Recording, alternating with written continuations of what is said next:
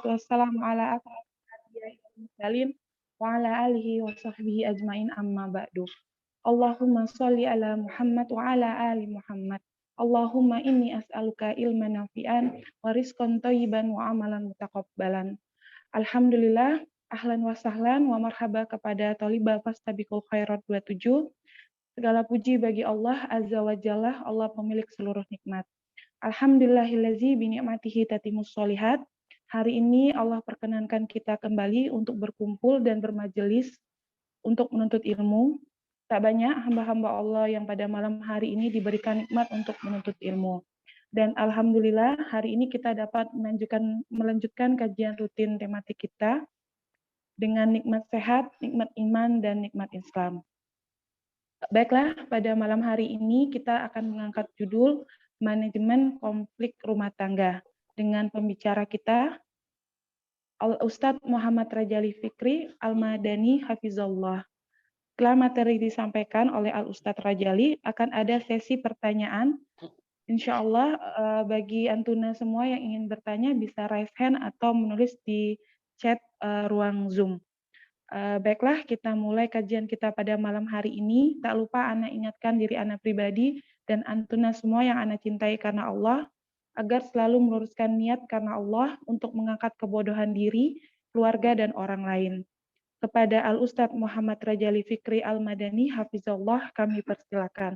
Tafadol maskuro majruro ya Ustadz. Assalamualaikum warahmatullahi wabarakatuh. Alhamdulillahilladzi khalaqlakum min anfusikum azwaja litaskunu ilaiha wa ja'ala bainakum mawaddatan wa rahmah. Inna fi dzalika laayatin liqaumi yatafakkarun. Asyhadu an la ilaha illallah wahdahu la syarikalah wa asyhadu anna Muhammadan abduhu wa rasuluh sallallahu alaihi wa ala alihi wa sahbihi ajma'in wa man tabi'ahum bi ihsanin ila yaumiddin. Amma ba' fa inna asdaqal hadits kitabullah wa khairul hadi Muhammadin sallallahu alaihi wasallam.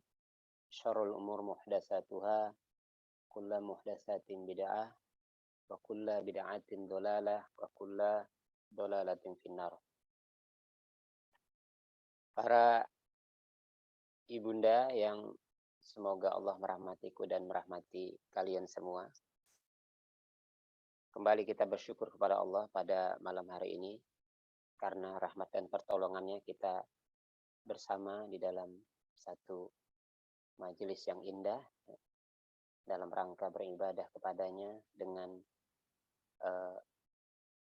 mempelajari bahagian dari agamanya untuk memperbaiki keadaan-keadaan kita dan memperbaiki atau mengobati kejahilan kita. Salat dan salam semoga selalu tercurah kepada Nabi kita yang agung Rasulullah Sallallahu Alaihi Wasallam, kepada keluarga dan para sahabatnya tanpa terkecuali. Ummahat yang semoga dirahmati Allah Subhanahu Wa Taala. Pada malam hari ini kita akan membahas tema yakni tentang manajemen konflik rumah tangga. Ini adalah tema yang masih ada kaitannya dengan tema kita di pekan yang lalu ya.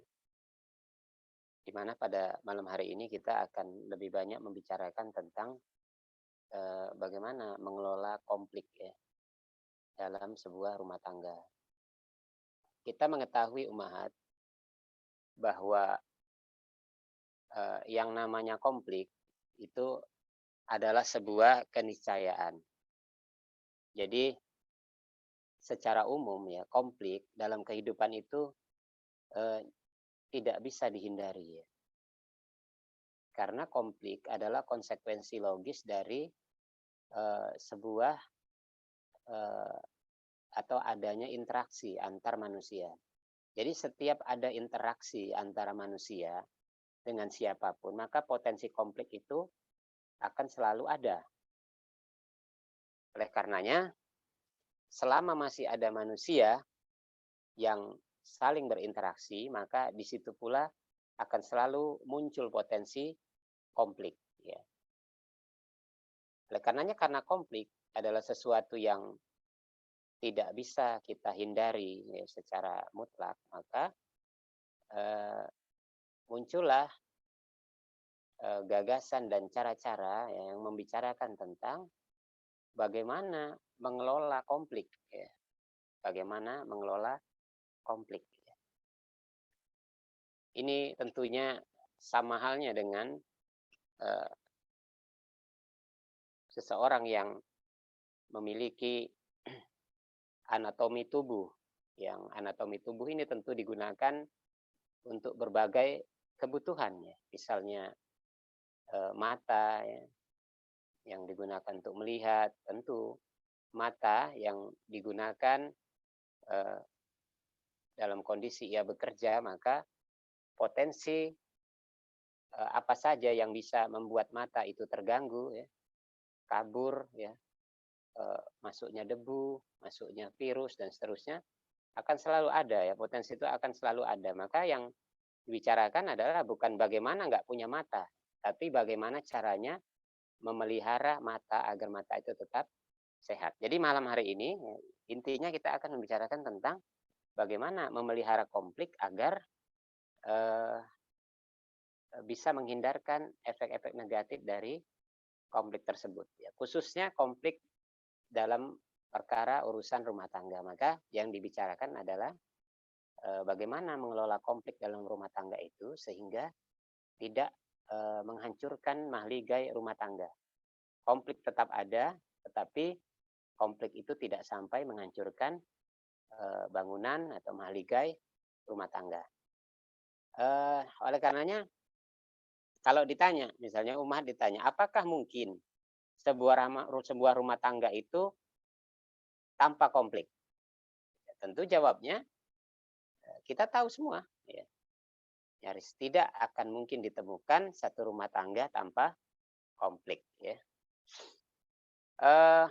Umat sekalian yang semoga dirahmati Allah Subhanahu Wa Taala, kita akan coba menceritakan kembali apa yang telah kita ulas di pekan yang lalu, di mana kita membicarakan konflik yang terjadi di satu rumah yang penghuninya adalah sepasang suami istri ahli surga dan menjadi kecintaan Nabi Shallallahu Alaihi Wasallam. Mereka adalah Ali dan Fatimah radhiyallahu anhuma.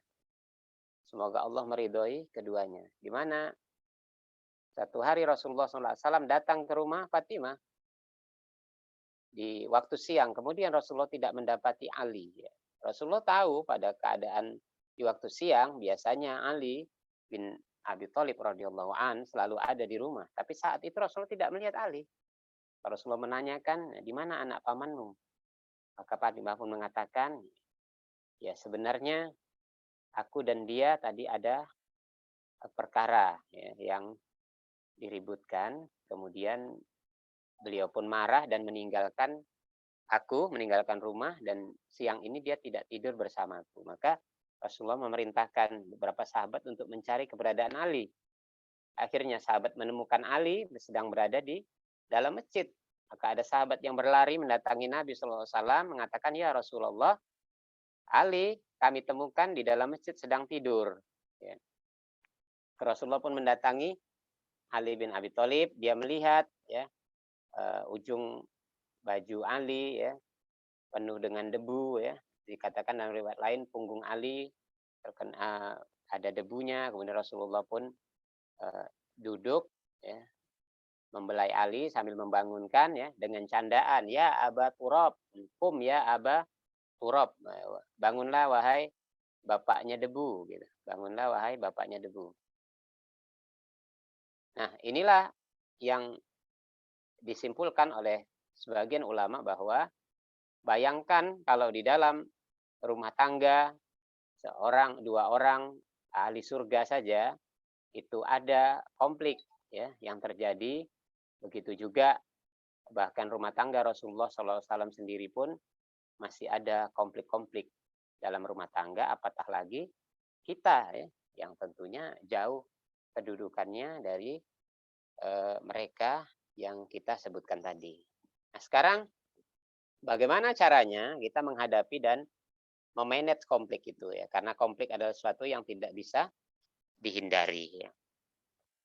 Umat yang dirahmati Allah Subhanahu wa taala, yang pertama ya, untuk menghindari konflik ya dalam rumah tangga itu adalah hendaklah sepasang suami istri itu memiliki kesepakatan ya.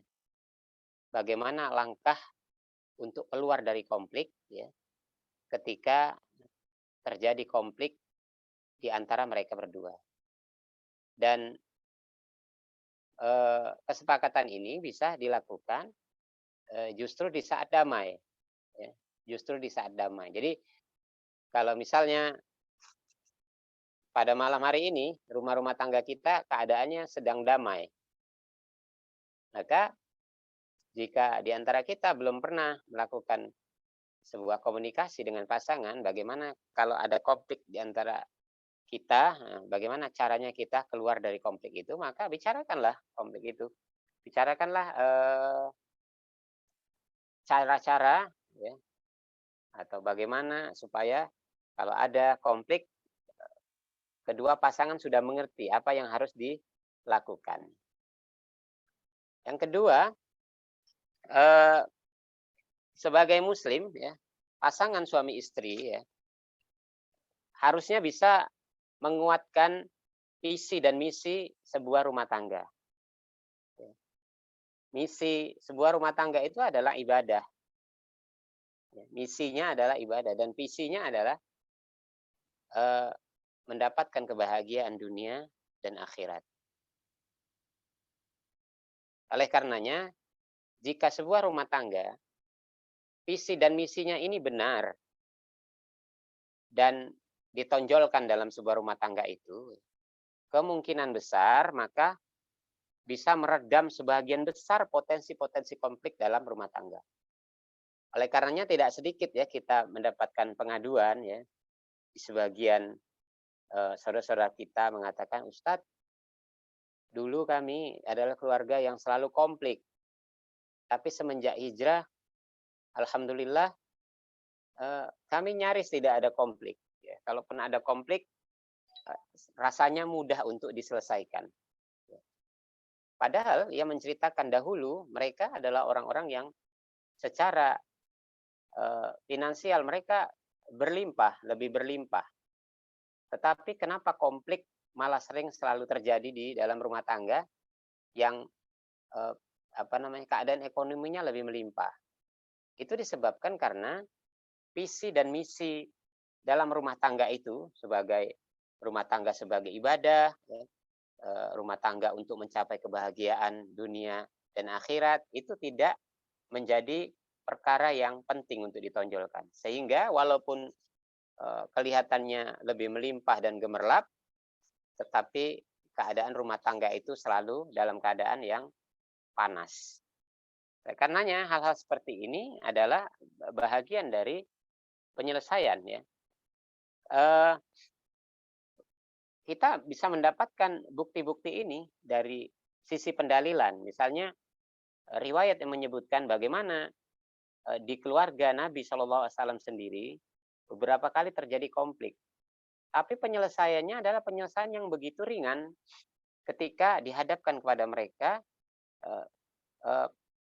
visi dari rumah tangga itu. Seperti ketika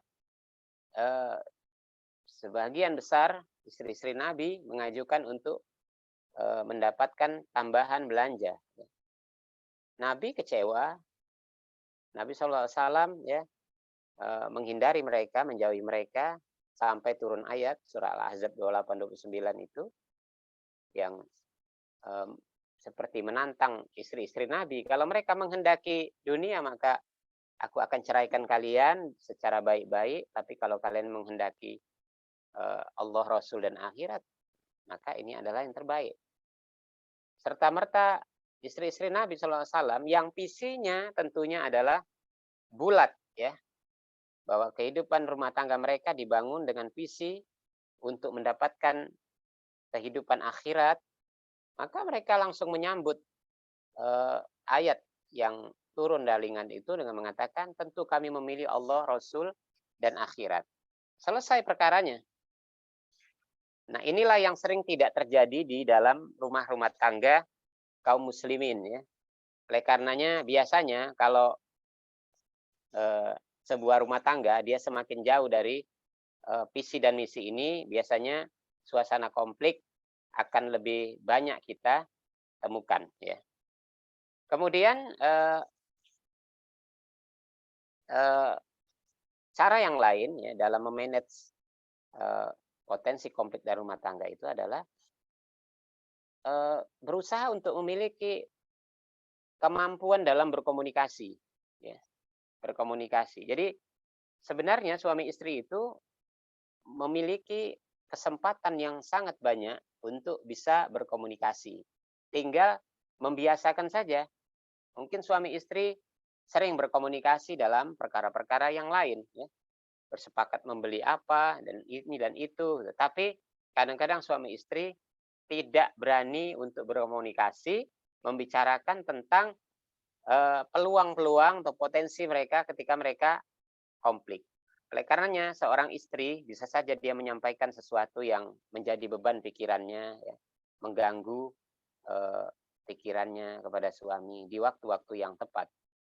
Karena istri juga mengerti kapan waktu yang tepat dia mengkomunikasikan sesuatu pada suaminya dan besar kemungkinan diterima karena penyampaian itu disampaikan di waktu yang tepat ya.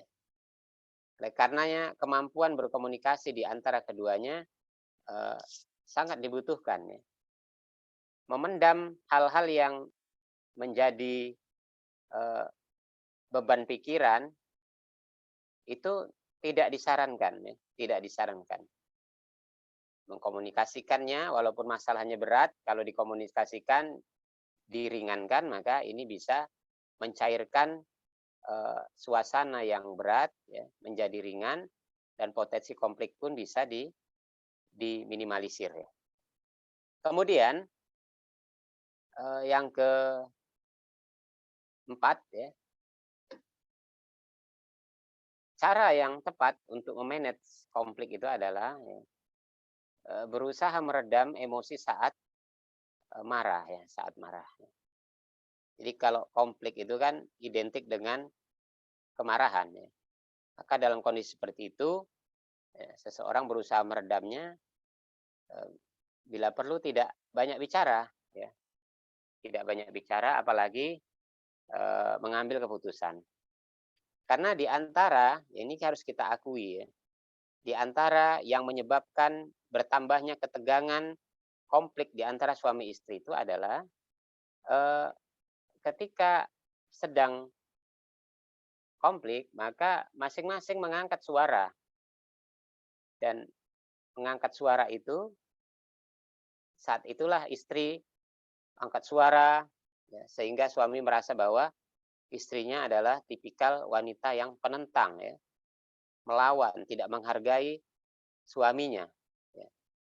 Padahal yang benar adalah harusnya istri, ya, apalagi sebagai seorang istri solihah, dia diam dan dia menunggu waktu yang tepat ketika meredanya amarah suami, baru saat itu dia bisa mengatakan sesuatu yang perlu dia katakan.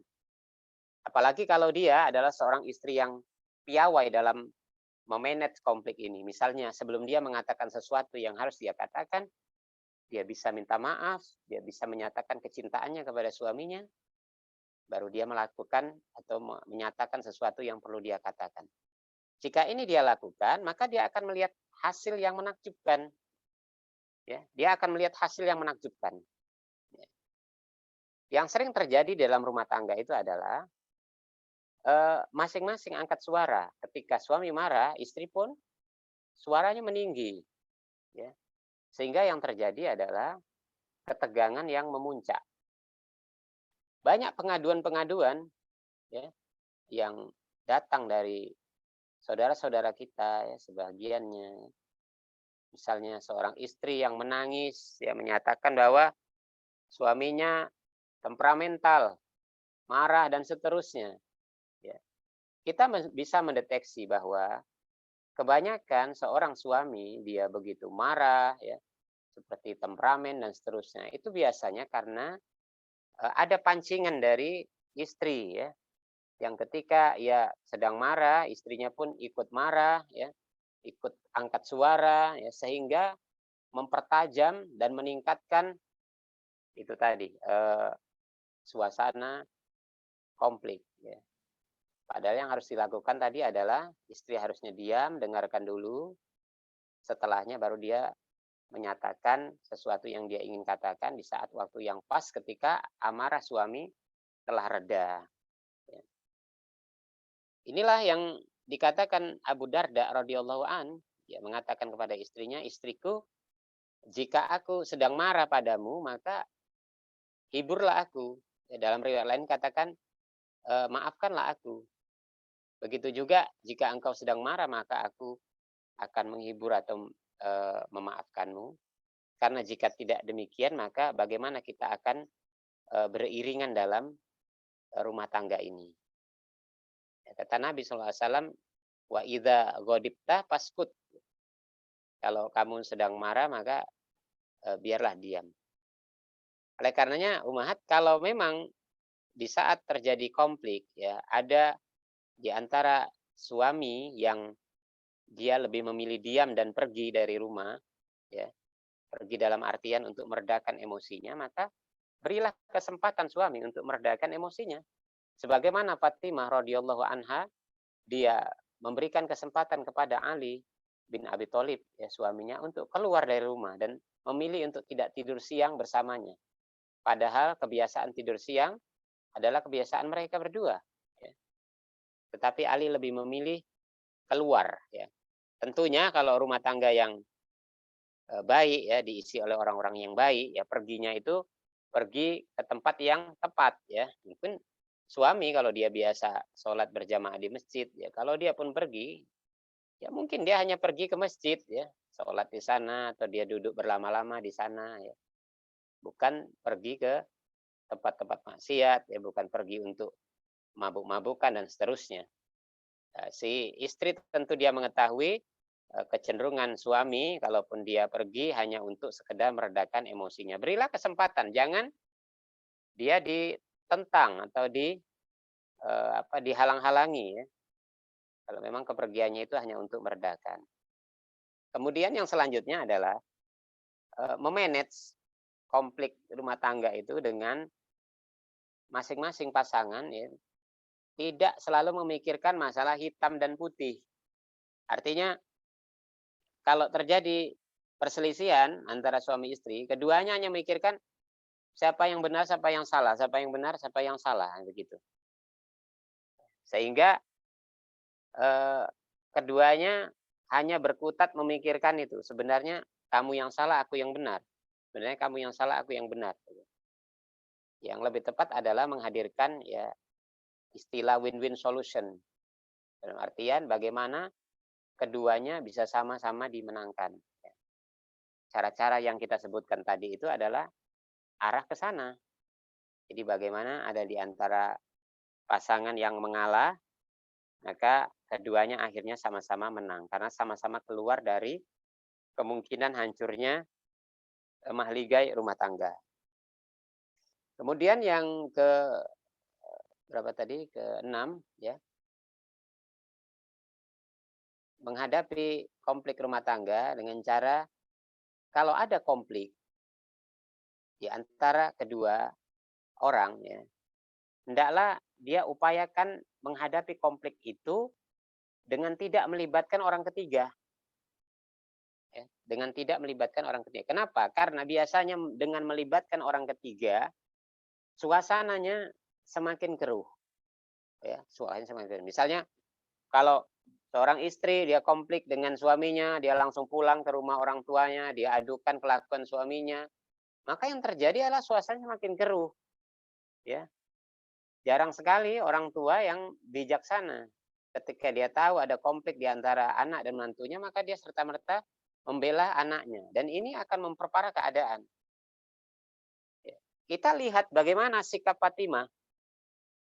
radhiyallahu anha ketika kepergok oleh ayahnya. Nabi SAW datang ke rumah Fatimah tidak melalui izin terlebih dahulu. Dan Nabi akhirnya mengetahui memang ada masalah ini. Kenapa Ali tidak berada di rumah? Lihat Rasulullah SAW, dia bertanya, di mana anak pamanmu? Fatimah tidak serta-merta langsung menyebutkan ada apa terjadi dengan mereka. Fatimah hanya mengatakan, di antara kami ada perkara, gitu, sehingga membuat Ali marah kepadaku. Dan Fatimah tidak menyebutkan apa perkaranya. Ya, bukan haji mumpung ya, karena ayahnya datang, dia langsung buruk-burukkan suaminya. Begini, begitu, tidak. Fatimah hanya sebutkan secara normatif saja, bahwa ada perkara yang terjadi di antara mereka berdua. Karena kebanyakan orang tua, dia tidak bisa melihat secara adil. Ya. Kalau misalnya mertua kita atau orang tua kita itu seperti Rasulullah, ya mungkin nggak mengapa juga. Cara Nabi melihat ketika ada konflik di rumah tangga anak mantunya, ya, Nabi juga tidak ingin banyak tahu, ya. Jadi Nabi tidak mencari tahu kepada Fatimah apa yang masalahnya, perkara apa kalian tidak. Rasulullah SAW hanya berusaha mencari di mana keberadaan Ali. Dan lihatlah bagaimana bijaksana dan lapang dadanya Rasulullah SAW. Ketika dia mengetahui Ali berada di masjid, dia tidak katakan kepada sahabat, panggil Ali, suruh pulang. Tidak. Tapi Rasulullah yang mendatangi Ali bin Abi Thalib di masjid. Kemudian Rasulullah malah mengajak bercanda Ali, ya, dengan mengatakan, kum ya Aba Turab, kum ya Aba Turab. Ini tentu berbeda mungkin kalau ini terjadi konflik ini sampai ke hadapan orang-orang tua kita, mertua kita, ya. Bisa jadi dia ikut marah-marah, ya, dan memperuncing keadaan. Oleh karenanya kalau terjadi konflik sebaiknya tidak melibatkan orang ketiga, walaupun orang ketiga itu adalah orang tua sendiri, ya. Hadapilah. Ya. Kemudian yang selanjutnya adalah setelah konflik, ya sebaiknya melupakan, ya, dengan tidak mengungkit-ungkit permasalahan lagi. Karena kalau kita tidak melupakan, kemudian berusaha mengungkit-ungkit lagi, maka ini akan mendulang kemungkinan terjadinya emosi susulan, ya. Apalagi kalau misalnya terjadi konflik lagi, ya, lalu seorang istri mengatakan, nah mulai lagi ya, mau bikin konflik seperti yang kemarin lagi ya, begitu. Maka ini seolah-olah konflik itu selalu ada di benaknya. Ya. Berusahalah melupakan konflik-konflik itu, ya, dengan tidak mengungkit-ungkitnya.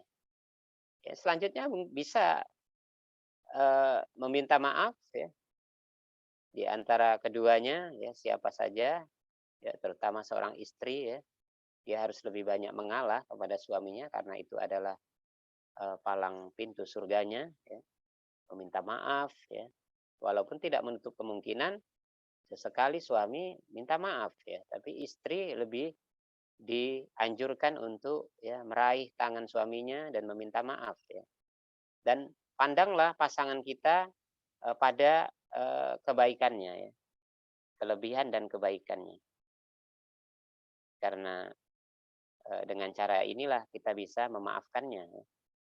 Kemudian yang terakhir mungkin, ya, sesungguhnya banyak, ya, tapi nggak mungkin semuanya. Yang terakhir, upayakanlah, ya, konflik-konflik yang terjadi di antara pasangan suami istri itu untuk tidak diceritakan kepada orang lain.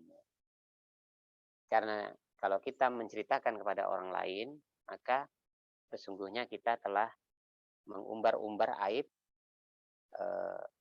pasangan kita sendiri. Ya. Padahal Allah Subhanahu Wa Taala berfirman, antum libasul lahun, antum libasul lahunna wa kunna libasul lakum wa antum libasul lahun. mereka, istri-istrimu adalah pakaianmu, kamu juga adalah pakaian mereka. Artinya suami istri itu sebagai pakaian ya. Allah mengibaratkan sebagai pakaian. Nah, pakaian itu sesuatu yang melekat di tubuh kita. Oleh karenanya tidak patut ya kita menceritakan aib dari pasangan kita sendiri. Itu sama dengan menodai pakaian kita sendiri ya. Ada perkara-perkara yang diatur dalam persoalan ini ya. Kita nggak boleh sembarangan menceritakan urusan rumah tangga kita kepada orang lain. Ingat, kalau kita dengan suami saja potensi konflik selalu mungkin terjadi, apalagi dengan orang lain, dengan teman-teman kita. Ya. Dan teman-teman kita pasti ada konflik, karena memang nggak mungkin nggak ada konflik. Interaksi itu selalu melahirkan konflik-konflik. Ya. Jika tahapan-tahapan ini ya bisa kita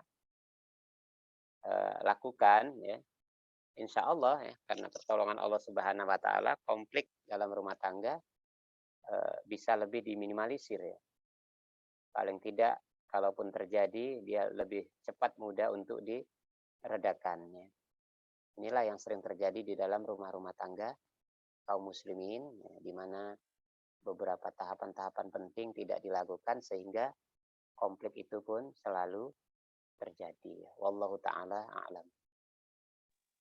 Masya Allah, Alhamdulillah, jazakallah khair Ustadz atas penjabaran materinya. Masya Allah, penuh dengan nasihat hari ini Ustadz. Semoga apa yang didengar hari ini bisa diamalkan dalam rumah tangga. Amin. Baik Ustadz, Ana izin untuk membacakan pertanyaan yang masuk terlebih dahulu. Bismillah, Assalamualaikum warahmatullahi wabarakatuh. Semoga Ustadz dan keluarga, kru, dan seluruh umat muslim selalu dalam lindungan Allah. Izin bertanya Ustadz, saya kenal sunnah sudah 7 tahun. Sebelum pandemi, suami mulai tertarik ikut kajian sunnah. Karena pandemi, kami tidak lagi mendatangi majelis sunnah. Seiring berjalannya waktu, karena pergaulan juga lingkungan keluarga yang tidak kenal sunnah, suami malah terpengaruh jadi mengolok-olok ajaran sunnah. Untuk datang ke majelis, saya terpaksa curi-curi waktu di sela pulang kantor karena dilarang suami. Tapi alhamdulillah selama di rumah masih bisa rutin dengan kajian online. Seringkali ustadz-ustadz di kajian menasehati agar saya merubah perilaku untuk meluluhkan hati suami. Akhir-akhir ini saya merasa lelah menghadapi suami yang bersikap seakan membenci sunnah.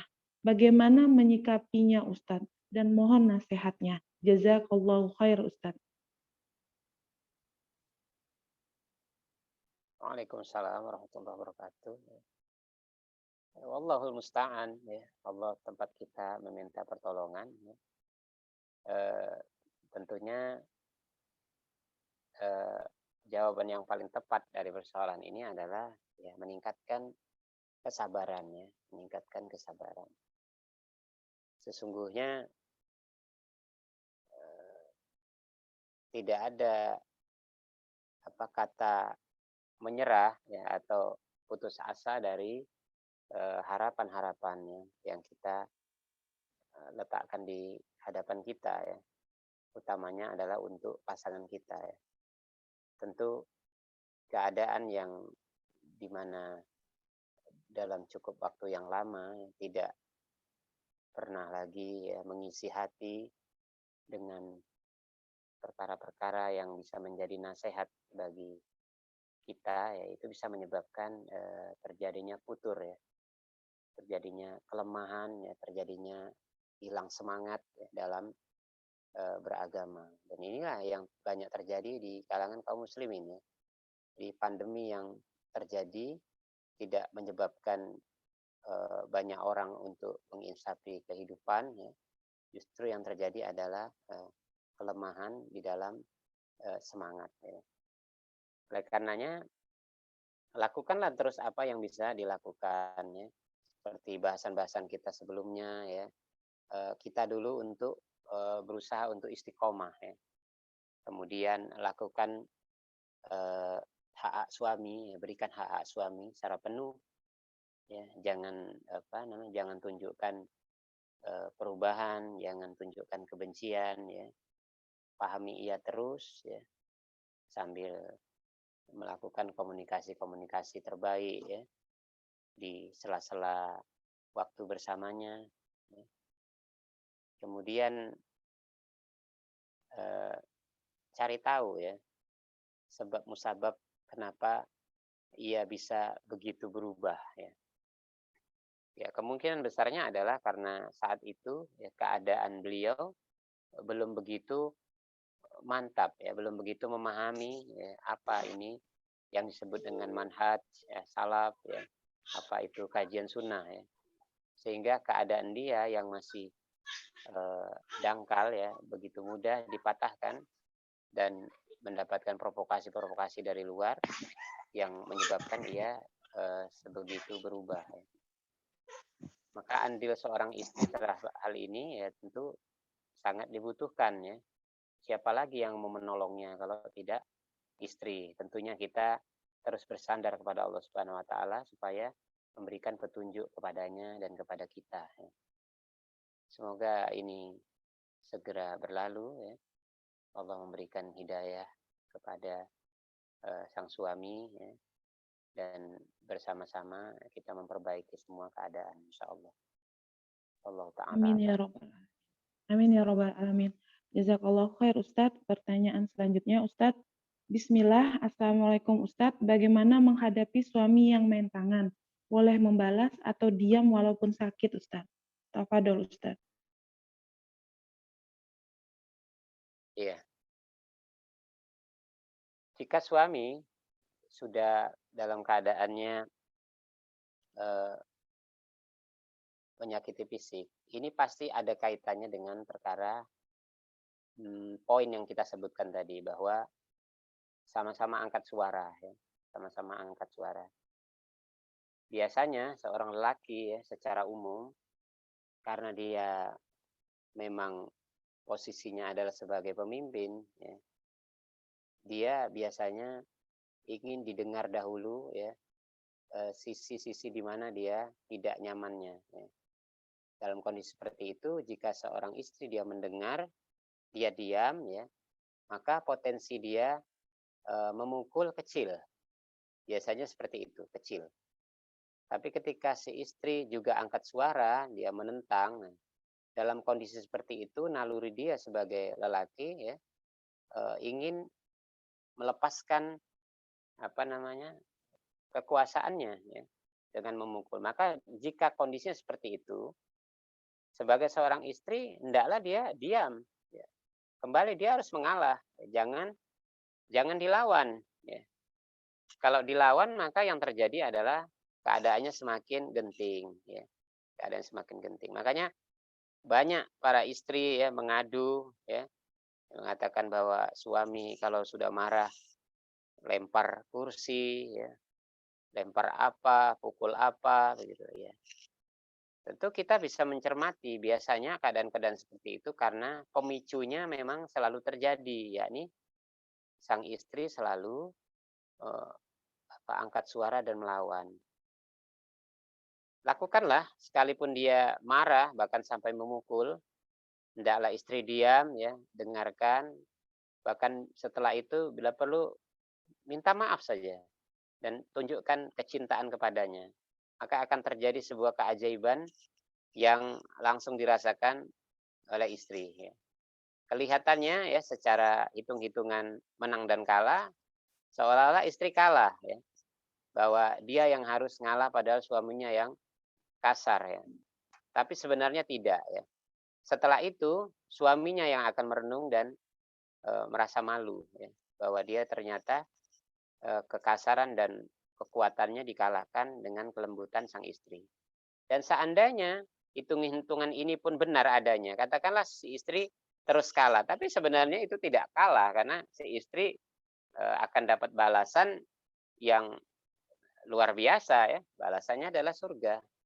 Karena memang tugas istri adalah mencari keridhaan suami. Nanti di waktu-waktu setelah dia tidak marah, sang istri bisa ngomong baik-baik ya, bahwa dia berharap jika marah ya tidak harus memukul, tidak harus main tangan. Insya Allah keadaan ini akan semakin baik jika si istri berani untuk ya tidak memunculkan pemicu kemarahan suaminya. Allah taala alam.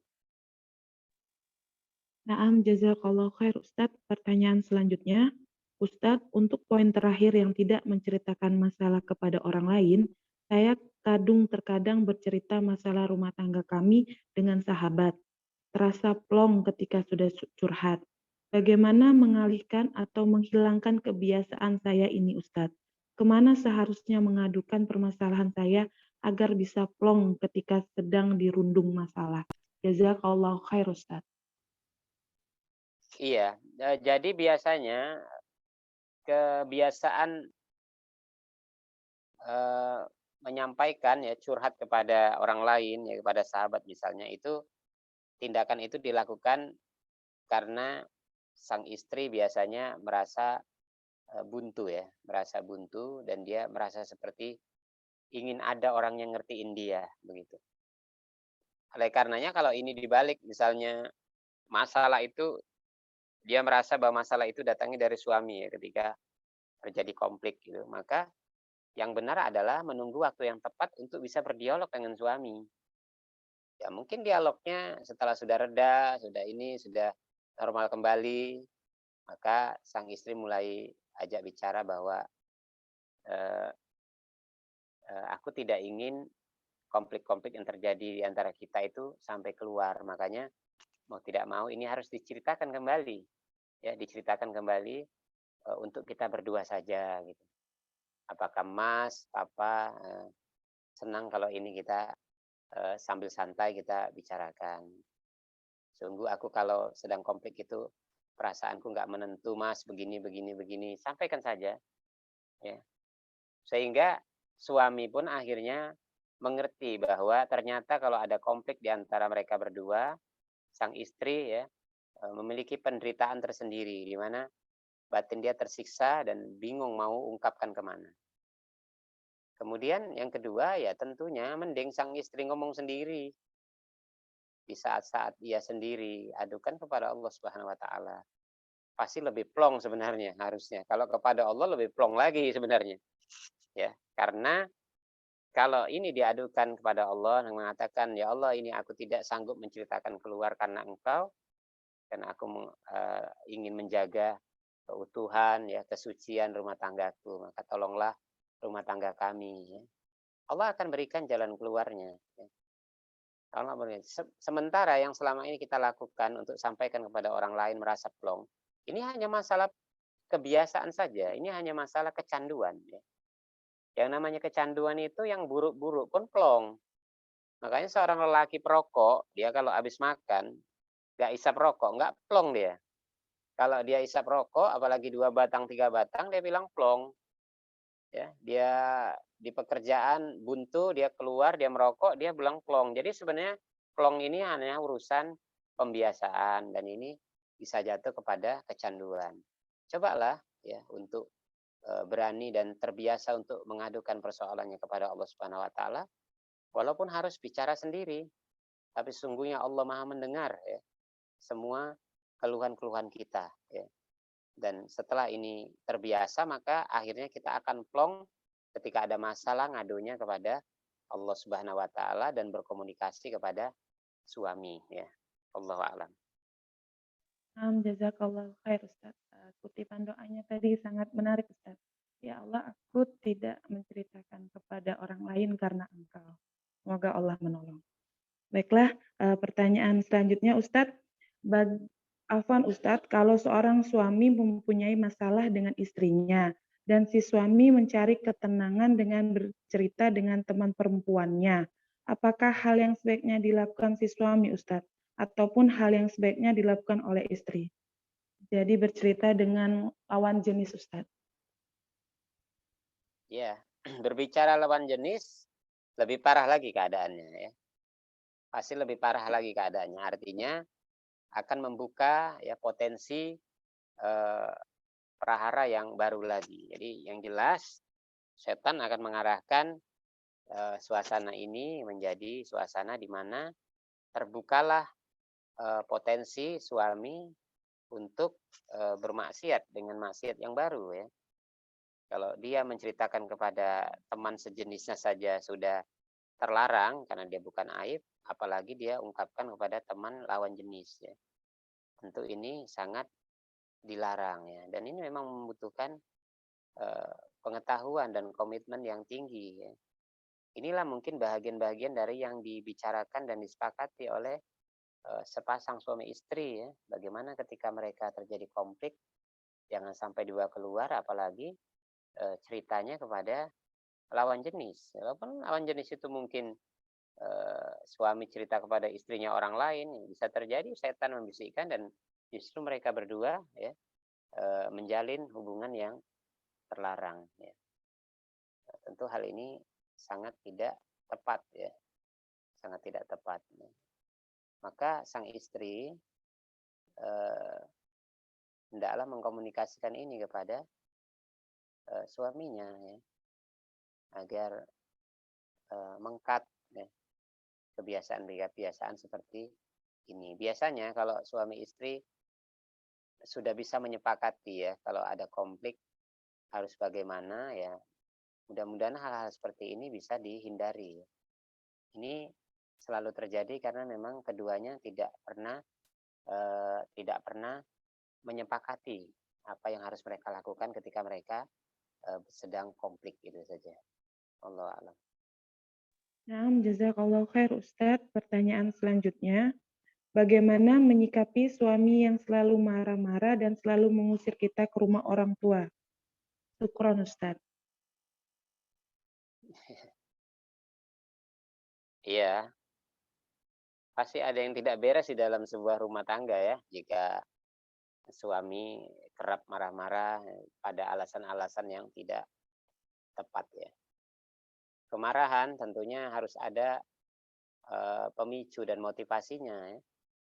Bahwa kemarahan yang tidak jelas asalnya ya, segala sesuatu, dan kemarahan pasti ada sesuatu yang tidak beres ya.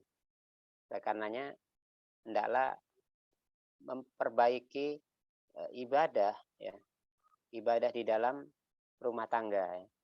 Biasanya kalau ibadah itu tegak di dalam rumah tangga ya, kemungkinan besar hal-hal seperti ini tidak terjadi ya, tidak terjadi. Bagaimana mungkin sebuah rumah tangga muslim yang visi dan misinya adalah untuk mencari kebahagiaan dunia dan akhirat ya, bahwa rumah tangga adalah ibadah, yang terjadi perkara-perkara yang tercela ya, saling menzolimi dan seterusnya. Maka yang harus diperbaiki adalah visi dan misinya itu, visi dan misinya itu. Lagi-lagi adalah seni berkomunikasi. Bagaimana pasangan berani mengkomunikasikan hal ini, ya, mengkomunikasikan hal ini. Jangan fokus pada masalahnya, Bunda. Misalnya kalau suami kerap marah-marah, usir-usir sampai supaya pulang ke rumah orang tua, pada perkara-perkara yang nggak jelas masalahnya apa gitu. Maka jangan fokus pada masalah itu, jangan hanya pada suami marah-marah dan usir-usir supaya keluar rumah, bukan itu. Tapi mencari tahu apa persoalannya, kemudian bagaimana mengkomunikasikannya, ya, kemudian menyepakati lagi bagaimana apa tujuan rumah tangga yang sedang kita bangun, ya, tujuannya kemana, begitu. Apakah kita akan menghabiskan usia ini dalam pertarungan di dalam sebuah rumah tangga, atau mencari kedamaian di dalam rumah tangga untuk sebuah tujuan yang mulia, yakni surga. Ya. Jika hal-hal seperti ini nggak pernah bisa terbangun menjadi sebuah kesepakatan antara suami istri, maka potensi itu akan selalu muncul dan setan akan menjadi wasit ya di dalam rumah tangga yang tidak tegak di dalamnya visi dan misi karena Allah dan akhirat ya. Allahu a'lam. Nah, jazakallah khair Ustadz. Pertanyaan selanjutnya, Assalamualaikum Ustadz, apakah termasuk perbuatan yang salah kalau saya sering kesal dengan tabiat mertua yang kadang memang kurang tepat, sering menghadapi hal dan keadaan yang tidak nyaman ketika sedang bertemu dengan mertua? Jazakallah khair Ustadz. Ya, itu tantangan ya, tantangan dan menguji kesabaran kita ya. Apalagi kalau ketemunya jarang ya, maksudnya bukan bukan bercampur dalam satu rumah ya. Bersabar-sabarlah. Apa yang bisa kita lakukan buat mertua? Kecuali hanya melakukan pendekatan ya. Melakukan pendekatan apa mendekatkan hubungan emosional lagi lebih dalam ya. Dengan cara seperti itu akan bisa meminimalisir kejahatannya pada kita. Ya, misalnya mungkin dia hanya menunjukkan ketidaknyamanan, kebencian dan seterusnya karena dia merasa hubungan emosional dirinya dengan menantu jauh ya. Tapi kalau misalnya menantu mengimbanginya dengan menunjukkan rasa kecintaan, ya, membuatkan kue untuknya, memberikan perhatian dan seterusnya, mungkin ini akan meminimalisir kebenciannya, ya, atau ketidaknyamanannya pada menantu. Artinya kalau memang kita fokus pada kejahatannya, maka yang terjadi adalah konflik lagi. Ya, seandainya kita imbangi kejahatan mertua itu, maka yang terjadi adalah ketersinggungan suami karena orang tuanya disakiti. Kita harus memikir secara jauh dan dalam ya. Untuk apa kita lakukan itu jika hanya memunculkan potensi konflik dalam rumah tangga kita. Jika kita bisa melakukan hal yang lebih baik, yakni mengalah, kemudian melakukan cara-cara pendekatan, maka hasilnya adalah bisa meminimalisir kejahatannya dan bisa menumbuhkan kecintaan suami pada istri ya. Dicoba saja, semoga Allah menolong.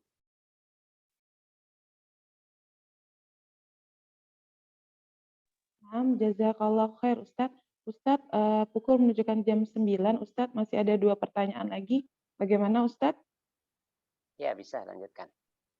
Baiklah Ustadz. Pertanyaan selanjutnya, Ustadz, Afwan izin bertanya, bagaimana menyikapi ipar yang selalu memprovokasi mertua untuk tidak baik atau bersikap tidak baik kepada menantunya? Jazakallahu khair Ustadz. Ya, menyikapinya mirip-mirip dengan yang tadi ya. Sekarang kan pilihan-pilihannya kita bisa hadapi dia dengan membuka front ya, ada konfrontasi ya. Kira-kira untungnya apa? Kalau memang apa bisa dengan cara itu terjadi kemaslahatan? Ya. Kalau tidak, maka nasihati dia dengan terlebih dahulu mendekati sisi emosionalnya, ya, supaya chemistry terbangun. Ya. Dan kalau dia sudah bisa kita dekati, maka kita bisa berikan nasihat. Ya. Karena ini adalah masalah perasaan, ya, masalah hati yang terjadi di luar perasaan dan hati kita. Ya. Sehingga kondisi seperti ini ya bisa saja terjadi di banyak orang. Ya. Oleh karenanya menghindari konflik dalam perkara-perkara itu ya diupayakanlah sebaik mungkin. Kalau misalnya ipar orang yang keadaan fisiknya jauh dengan kita, maka tentu ini lebih memudahkan kita lagi untuk memanage ya, bagaimana tidak terjadi benturan ya. Kemudian kalaupun ya dekat ya berarti kita berusaha bagaimana untuk melakukan langkah-langkah ya bisa menjauh secara fisik. Kemudian selebihnya tadi, kalau memang itu tidak bisa juga, ya tentunya kita mau tidak mau melakukan strategi pendekatan secara emosional. Karena kita tahu bahwa kedekatan dan merasa jauh sama orang lain itu hanya masalah emosional. Hari ini kita bisa dekat dengan seseorang, besok bisa jauh. Ini masalah emosional, jadi perasaan kita yang tentu. Kadang-kadang kita merasa begitu kangen dengan teman. Kenapa? Karena emosional kita sedang dekat dengan dia. Maka bertemu dengan dia merupakan sebuah kebahagiaan. Tapi di waktu yang lain bisa saja terjadi konflik antara kita dengan teman yang membuat kita jangankan bertemu ya. Sebut namanya saja kita nggak nyaman. Nah, kalau ini terjadi di tengah-tengah keluarga kita ya, maka nggak ada yang bisa kita lakukan kecuali menyambung sisi perasaan itu. Karena kalau kita teruskan dengan sebuah pertikaian, bukankah ujungnya adalah konflik yang berkepanjangan dan melebar ya. Apalagi kalau konflik ini bisa sampai mengarah kepada hubungan kita dengan suami. Maka ini adalah cara-cara yang keliru jika kita lebih memilih untuk melakukan konfrontasi. Ya. Berharaplah Allah Subhanahu wa taala menolong keadaan seperti ini ya. Jika kita memang lebih memilih untuk bersabar ya lakukanlah langkah-langkah yang menunjukkan kesabaran kita. Demikian Allah alam. Nah, Ustadz, pertanyaan selanjutnya, Bismillah Ustadz, bagaimana jika mertua pernah berbuat tidak baik seperti ia tidak menyukai pernikahan saya dengan suami? Mertua sampai meminta saya menggugurkan kandungan karena ia tidak suka dengan saya. Ini membuat saya sakit hati, Ustadz. Bagaimana cara agar saya tidak sakit terus dengan perkataan mertua saya, Ustadz? Jazakallahu khair, Ustadz.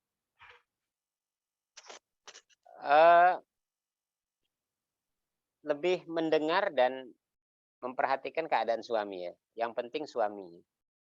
Yang penting suami dulu ya. Bagaimana sikap dia. Kalau suami baik kepada kita ya, memperhatikan kita dan tidak sepakat dengan kejahatan orang tuanya ya, kejahatan ibunya misalnya, maka hendaklah sikap mertua ini tidak dijadikan sebuah beban pikiran ya. Carilah hiburan dengan suami.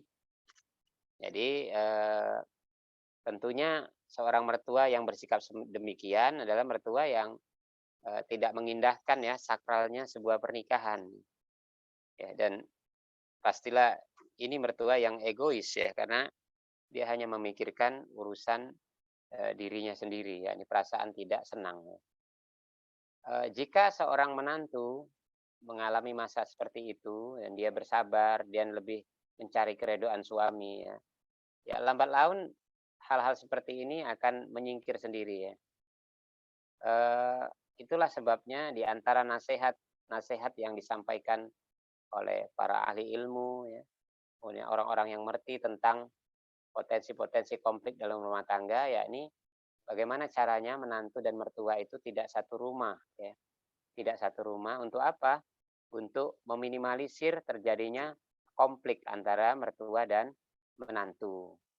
Jika menantu dan mertua posisi fisiknya cukup jauh, terpisah dari rumah ya, tidak satu rumah, maka keadaan ini masih lebih ringan ya, bagi seorang menantu dari gangguan-gangguan ya kejahatan mertua.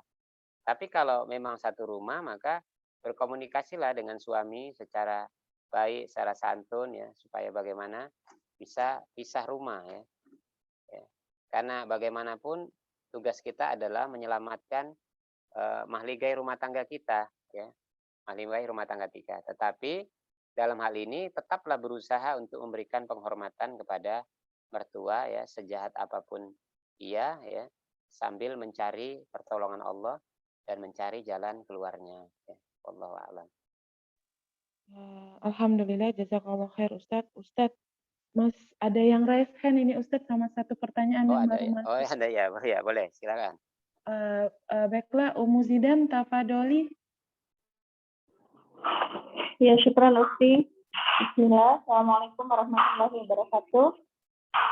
Ustadz mau melanjutkan pertanyaan salah satu Usti tadi mengenai suami yang suka mengusir istrinya ke rumah orang tuanya. Nah, Ana itu pernah mendengar Ustadz, bahwa kalau itu terjadi, itu jadi jatuh talak gitu terhadap istrinya. Apakah itu benar Ustadz? Terus ada sana. Ada apa? Tinggal di Indonesia ya? Maaf kepada suami. Nah, apakah boleh ucapan maaf itu diganti dengan perbuatan yang yang mungkin memanjakan suami, memasak kesukaan suami, atau ya perbuatan yang manis gitu rasanya. Apakah itu boleh? Nah, gitu. Terus pertanyaan selanjutnya, Ustaz, ada 3 pertanyaan ini. Apa hukumnya pernikahan yang bintinya itu bukan nama kandung orang tuanya, Ustaz. Jadi nama dari bapak angkatnya gitu, dan itu diketahui setelah belasan tahun setelah mereka mempunyai 2 orang anak gitu. Itu apa hukumnya Ustaz? Apakah pernikahannya itu sah atau gimana? Itu Ustaz. Assalamualaikum warahmatullahi wabarakatuh. Ya, pertanyaan pertama, kalau seorang suami ya usir-usir istri ke rumah orang tuanya ya, jatuhnya hukum talak atau tidak ya, dia tertalak atau tidak, ini tergantung kepada niat suami ya. Ini harus dipertanyakan kepada suami, niatnya apa. Jadi di antara talak itu ada bentuknya sindiran ya, misalnya aku pulangkan kau ke rumah orang tuamu ya, dengan niat dia mentalak, maka jatuh talaknya. Tapi sekalipun dia usir ribuan kali, kalau niat dia tidak mentalak, maka tidak jatuh talak ya, tidak menjatuh tolak untuk istrinya. Kemudian permintaan maaf digantikan dengan perbuatan-perbuatan yang mengarah kepada kecintaan ya, ini dibolehkan ya, dibolehkan. Artinya seorang istri mungkin dia gengsi untuk minta maaf secara verbal ya, dengan bahasa verbal, tapi dia melakukan sikap-sikap yang menunjukkan bahwa dia begitu mencintai suaminya ya, memasakkan makanan yang disukainya ya, terus mengajaknya jalan atau seterusnya, maka hal ini juga dibenarkan ya.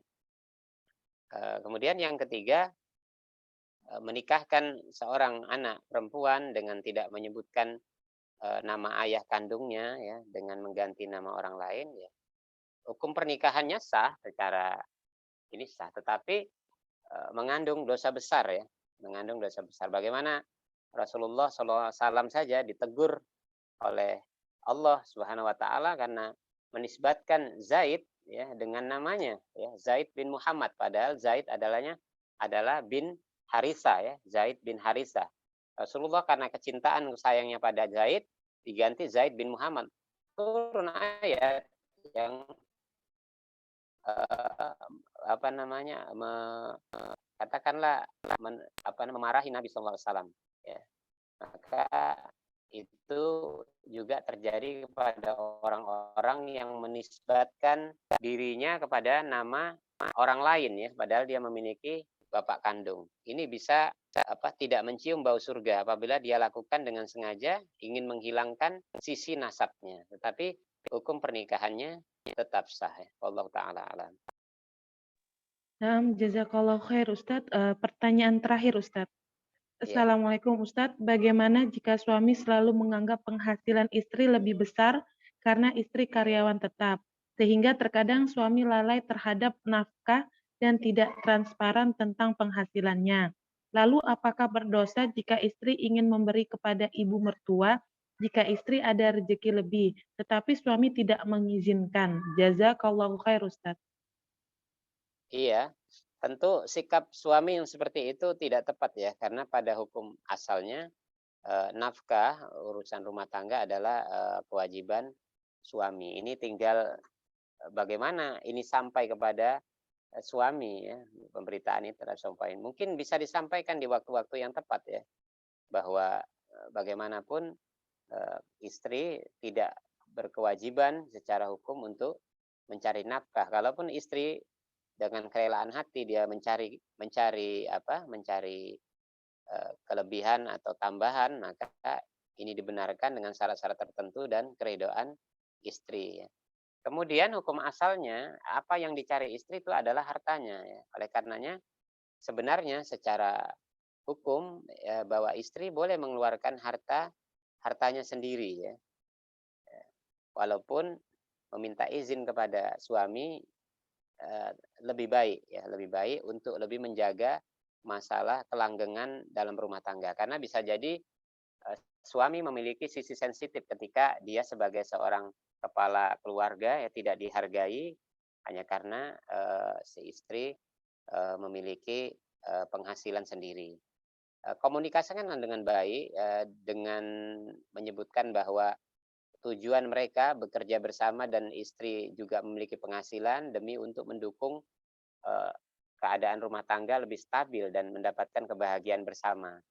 Ya, tentunya pelan-pelan nanti si suami disampaikan kepadanya bahwa aslinya adalah kewajiban mencari nafkah untuk keluarga itu adalah urusan dan kewajiban suami. Semoga Allah memberi hidayah kepada kita semua. Wallahu a'lam. Nah, Ustadz, alhamdulillah pertanyaannya sudah selesai dan tafadol untuk ditutup dengan untayan nasihat singkat, Ustadz. Tafadol, Ustadz. Iya.